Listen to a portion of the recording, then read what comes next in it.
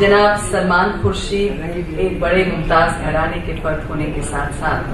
ذاتی طور پر بے انتہا خوبیوں کے مالک ہیں. انہوں نے اعلیٰ تعلیم ویسٹ میں حاصل کی، مگر ان کے دل و دماغ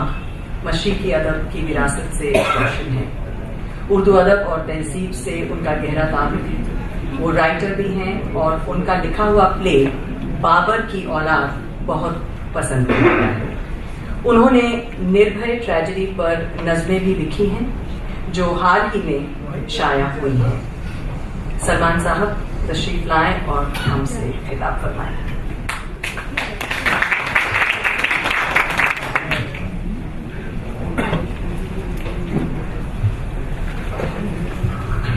محترم جناب سنجیو سراف صاحب اور موجود حضرات، اس نشست اس محفل میں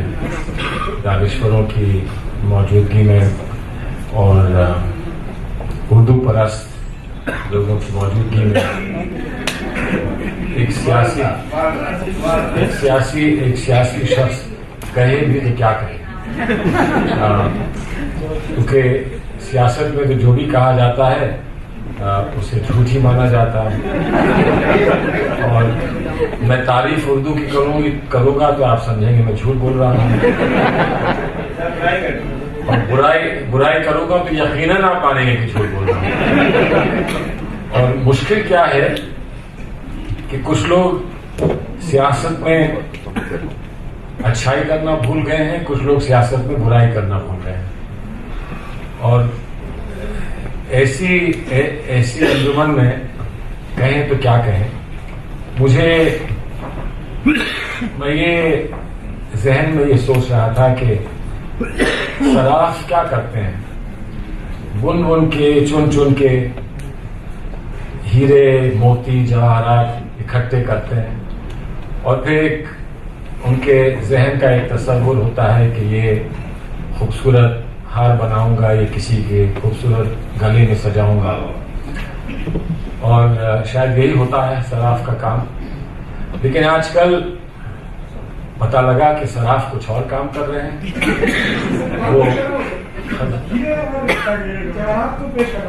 تو وہی کام ہی ہوا.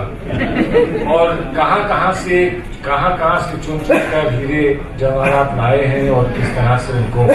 ان کو پرویا ہے، اور کس طرح سے آپ سبھی حضرات اور ہم سب کے لیے یہ پیش کیا ہے. میں سمجھتا ہوں کہ یقیناً ایک بہت بڑی خدمت ہے. لیکن ایک بات کا انہوں نے ہم لوگوں کو اشارہ کیا ہے کہ ہم میں جن کا تعلق اردو سے ہے یا تہذیب سے ہے، یا جو وقتاً تبدیلیاں ہندوستان میں آئی ہیں، ہمارے پوری دنیا میں آئی ہیں، اگر ان کا ہم فائدہ نہ اٹھا سکیں تو یقیناً بہت پیچھے رہ جائیں گے. اور یہ انہوں نے بتایا ہے کہ ایک لطف ہے کہ وہی پرانی جو لکھائی ہوا کرتی تھی، جو آپ کو رسم الخط سکھایا جاتا تھا، جس کو چھری سے آپ کے سر مارا جاتا تھا جب آپ غلطی کیا کرتے تھے، اور پھر وہ گھسائی ہوتی تھی، جو آپ نے لکھا تھا وہ گھس کے صاف کیا جاتا تھا. اس میں ایک لطف تھا، اس کا ایک تختی پہ جو ہوا کرتا تھا. میری زندگی میں اگر کسی چیز کی کمی رہ گئی تو وہ تختی کی رہ گئی. مجھے سیدھا کاغذ پہ پہنچا دیا میرے لوگوں نے اور کہا کہ وہ تختی کی کمی ہمیشہ رہی تھی، لیکن آج اندازہ ہوا کہ آج کے دن کی جو تختی ہے وہ یہی ہے ریختہ.com، اور جو آج ٹیکنالوجی نے ہم لوگوں کو مہیا کرایا ہے یہ موقع. میں سمجھتا ہوں اس کے لیے میں شکر گزار ہوں آپ کا کہ اب تختی کی تلاش نہیں رہے گی زندگی میں. اب تختی کی جگہ ریختہ سے سیدھے وابستگی ہو جائے گی اور رشتہ بن جائے گا. لیکن اس کو ایک اور پہلو سے میں دیکھوں. کبھی بچپن میں کچھ لوگوں کے ساتھ ایسی بدنصیبی گزرتی ہے کہ والدین سے رشتہ ٹوٹ جاتا ہے، کھو جاتے ہیں. جب میں چھوٹا تھا تو ایک مجھے نام یاد ہے، ایک نوجوان تھے، وہ بچوں کے گھر میں ان کی پرورش ہوئی تھی. اس کے بعد انہیں کچھ کام سکھایا گیا تھا اور وہ درزی بن گئے تھے، اور جو اس میں دریا گنج میں جو سنیما تھا، اس سنیما کے پاس ایک چھوٹی سی درزی کی دکان تھی، اس پر ان کو پہلی نوکری ملی تھی، اور ہم وہاں جایا کرتے تھے، اتوار کے دن جاتے تھے، کبھی کبھی ہم لوگوں کے کپڑے بنانے کے لیے ان سے ہی کہا جاتا تھا، صدیق میاں کا نام تھا۔ پھر میں نے گھر میں ایک قصہ سنا کہ کوئی خط آیا ہے پاکستان سے، اور خط یہ آیا ہے کہ کوئی شخص پاکستان سے ہندوستان آئے تھے اور یہاں لوگوں سے ملاقات کرتے کرتے صدیق صاحب سے ملے، اور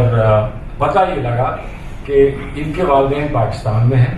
انہوں نے جب ملایا، اس وقت موبائل فون وغیرہ نہیں ہوتے تھے، اور خط لکھا اور پھر بات چیت ہوئی اور پھر لانگ ڈسٹینس فون کال ہوا، تو یہ پتہ لگا کہ یہ جہاں کھو گئے تھے وہیں پر وہ لوگ تلاش کرتے رہے تھے، لیکن ان تک نہیں پہنچ پائے، اور جب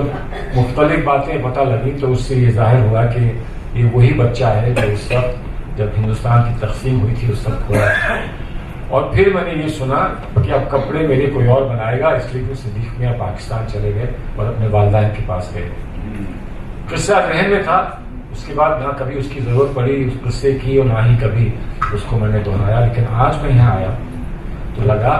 کہ صدیق میاں کو ڈھونڈتے ڈھونڈتے کوئی اور پھر پہنچا ہے۔ ماں سے رشتہ جوڑنے کے لیے سنجیو شراف صاحب نے ہم لوگوں کو یہاں پھر سے بلایا۔ ہم جیسے کچھ لوگ ہیں جن کے والدین کسی وجہ سے کھو گئے تھے، ہم ان سے دور ہو گئے تھے، ہماری پرورش کہیں اور ہوئی، لیکن کبھی کبھی خواب میں، کبھی کبھی پرانی یادوں میں وہ بات پھر سے ابھر کے آتی تھی کہ ہمارے بھی کوئی والدین تھے، ہماری بھی کوئی ماں تھی، اور اس کا نام بھی پورا یاد نہیں آتا تھا، ماں کا نام۔ آج آپ نے ماں کا نام بتایا، ریختہ، اور میرا دل چاہا وہاں بیٹھے بیٹھے یہ کہنے کا کہ آج امی مل گئی، اور اس لیے جو آپ نے آج یہ